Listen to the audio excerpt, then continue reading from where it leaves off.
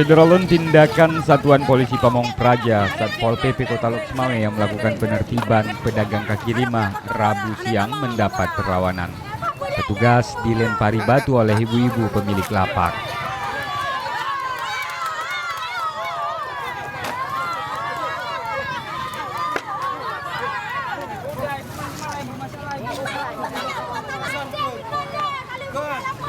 Bahkan karena kesal dengan penertiban itu, kaum ibu ini juga memaki petugas.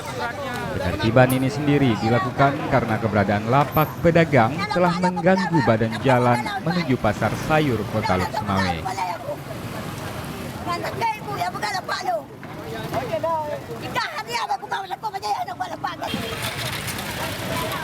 Meski mendapat perlawanan, proses penertiban tetap berlangsung hingga tuntas.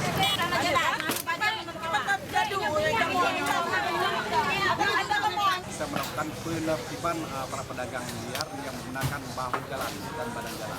Yang intinya kita ingin memfungsionalisasi fasilitas pemerintah. Dari Lok Sumawe, Zaki Mubarak, Serambi On TV.